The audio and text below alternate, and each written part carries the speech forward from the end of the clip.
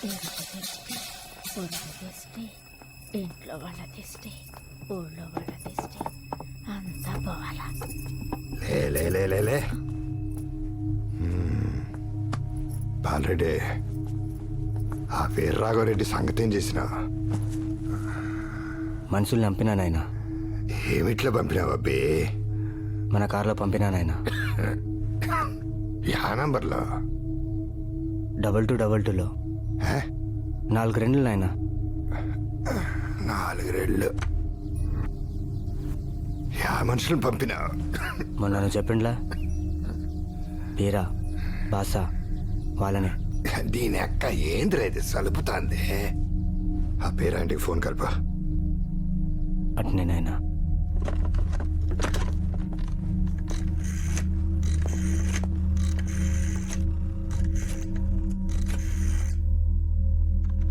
Hello నాయనా. ఏమ్మా, నీ పెన్నుటి ఇంట్లో ఉన్నాడా? లేడు పెద్దయ్యా. మీ పని మీందిన చిన్నయ్య హైదరాబాద్ అంపుండ్లా ఏమై ఉండదయ్యా? భయపడే పనిలే, వానికేం కాలేదులేమ్మా. బాలరెడ్డి, ఓ తూరా హుసేన్ పీరాకు ఫోన్ చేశారదా?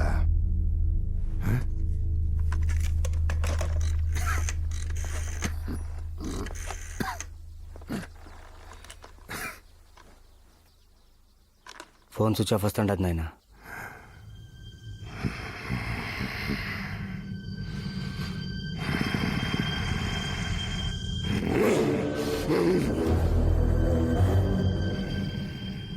మండు వేసంకి గొంతులు దిగితే ఎట్టుంటుందో తెలుసా?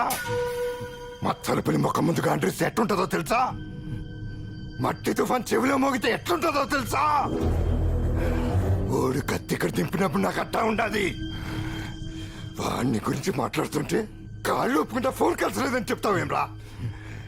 పెన్నెట్టు నీళ్ళు తాగలా?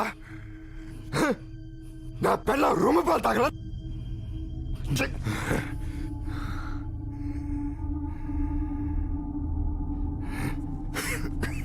ఇక్కడ ఈడు పలకడం లేదంటే అక్కడోడు ఉడుకుతానంటే నేనే పోతా. ఏయ్, వాడిని కన్నా చంపలేకపోతే కడాకి నా కత్తి కొనకైనా వాడిని నెత్తి రుచి చూపించుతా.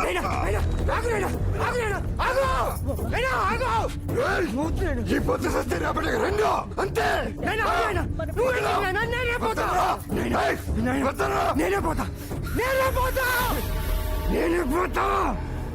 పోయి దొరికిందాక ఎతుకుతా. ఎతికి దొరికితా నేను నరుకుతా. నరకు.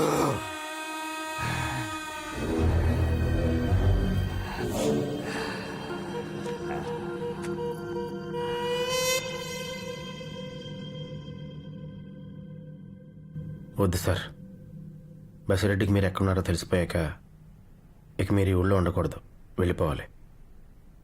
నేను వెళ్తే బసిరెడ్డిని వీళ్ళు భరించలేరు. ఈరోజు స్కూల్ దాకా వచ్చారు, రేపు ఇంటికి వచ్చేస్తారు. మీరు ఈ ఇంట్లో వాళ్ళ గురించి ఆలోచిస్తున్నారు, నేను ఆ ఇంట్లో వాళ్ళ గురించి టెన్షన్ పడుతున్నాను.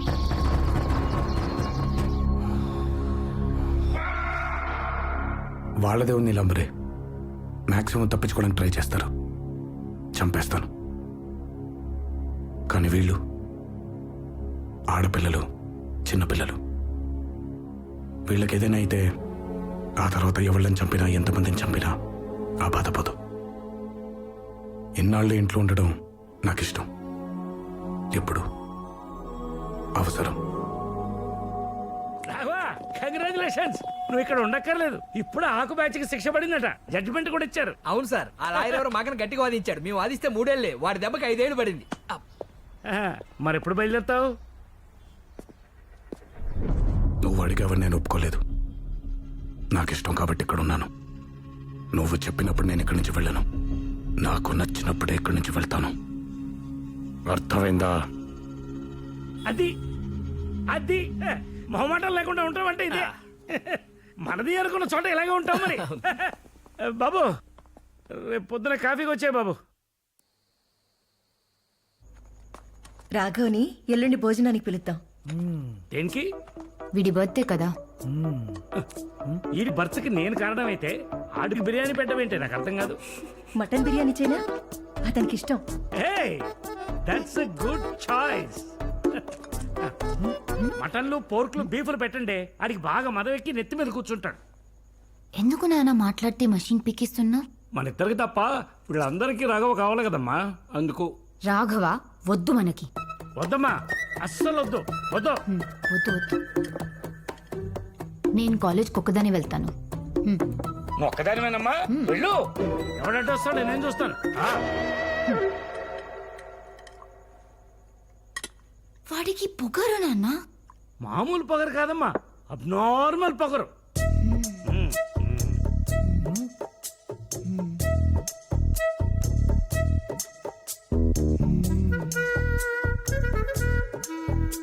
ఈ పుట్టితెక్కడా? నింపడానికి వెళ్ళింది.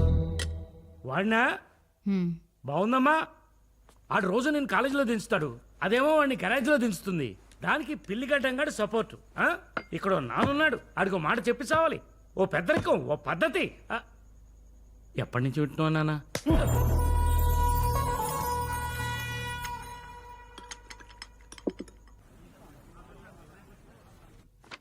నారపరెడ్డి కొడుకు ఎక్కడికా? రమ్మను. Okay sir. సార్ సార్ ఏమంటున్నారు? Look at that Pratik. Wow. No, this yeah. one. The next one. Yeah, Yes. but I think the other one is more beautiful. And then you know when I wear that with the Pratik. Pratik. చెప్పండి. How can I help you? బాలరెడ్డితో meeting కావాలి.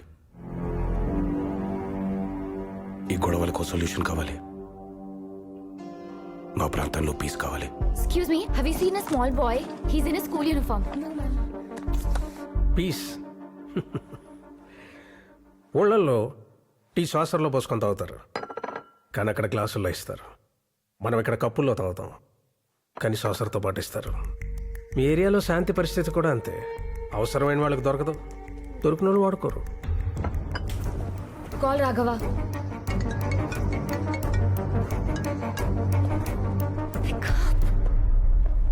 30 ఏళ్ళుగా మీ ఏరియాలో political incharge నేను.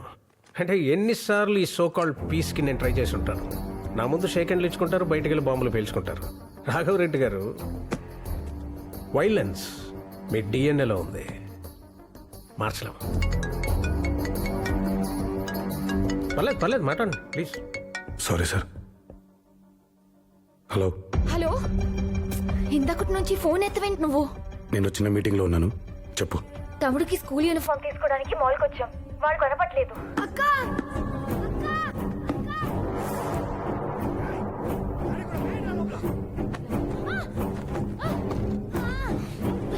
కమ్మునుండు.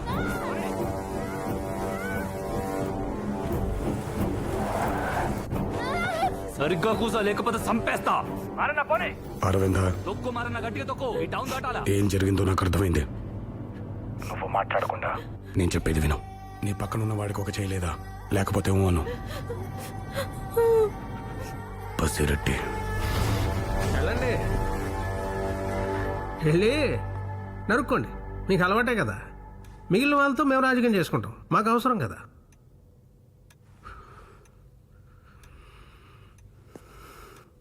ఇంకోటి చెప్పండి sir.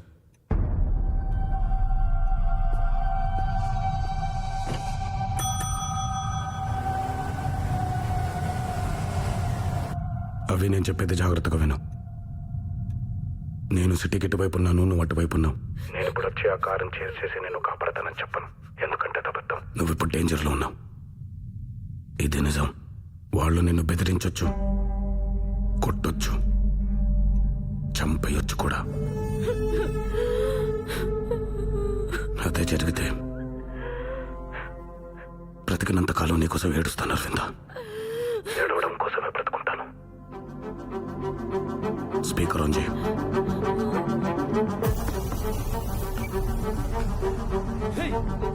Phone లో మాట్లాడుతుందిరా.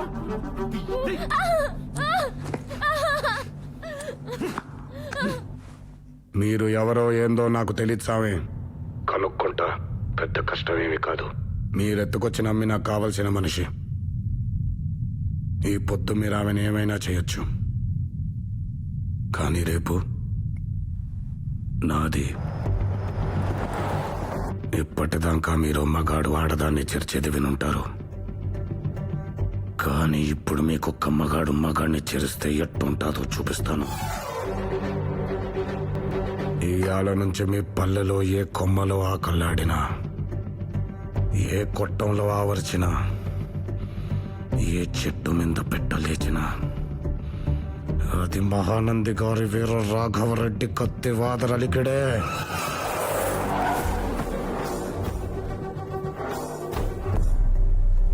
గుర్తుపెట్టుకోండి, మీలో ప్రతి ఒక్కడు నన్ను చంపమని నా కాళ్ళు పట్టి వేడే వరకు హింసించి చంపుతా. ఈ క్షణం నుంచి మిమ్మల్ని భయపెట్టేది చావు, మిమ్మల్ని వెంటాడేది చావు, చివరికి మీరు కోరుకునేది కూడా చావే.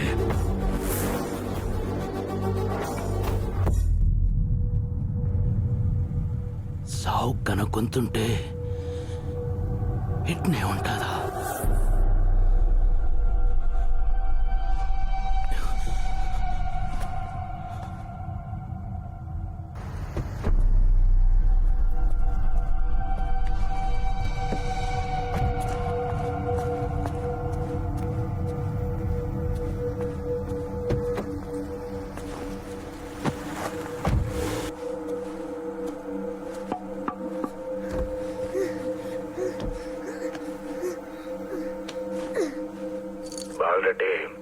గొంతు గుర్తుపట్టినావా? నీ పక్కనున్న పెన్లోనే పొడిచిపోతానంటే పో. నువ్వు ఊరు చేరేలోపు తరుముకుంటా వచ్చి నిన్ను నరికేస్తా. నాకేం నుంచి బెంగళూరు దగ్గర, ముందక్కడికి పోతా. అక్కడ చదువుతున్న నీ కొడుకుని చంపేస్తా. పల్లె చేరేలోపు ఆడిపోయిన వార్త విందో నీకు పూర్తిగా ఏడిచే టైం కూడా ఇవ్వను బాలరెడ్డి. నల్ల మబ్బు ఆకాశాన్ని కమ్మినట్టు నల్లగుడిని కమ్మేస్తా. లేదు, ఈ రణమంతా ఎందుకు అనుకుంటే ఆ పిల్లోన్నాన్ని దింపేసిపో. నీకు శాంతి ఎలా ఉంటుందో చూపిస్తా. నువ్వు ఊహించవు, అంత అద్భుతంగా చూపిస్తా.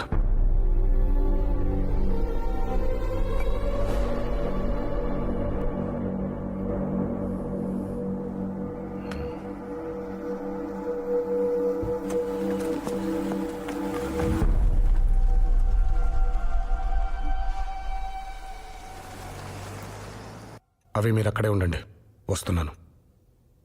మాట్లాడితే మా వాళ్ళే కాదు సార్, మా శత్రువులు కూడా వింటారు. మీరు చూశారు, వైలెన్స్ మా డిఎన్ఏ కాదు సార్, మా మీద రుద్దపడ్డ అత్యవసర పరిస్థితి.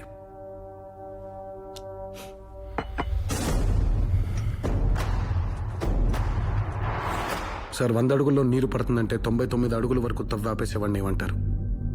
మీ విజ్ఞతగా వదిలేస్తున్నాను. ఈ ఒక్కడుగు 100 అడుగులతో సమానం సార్. తవ్వి చూడండి.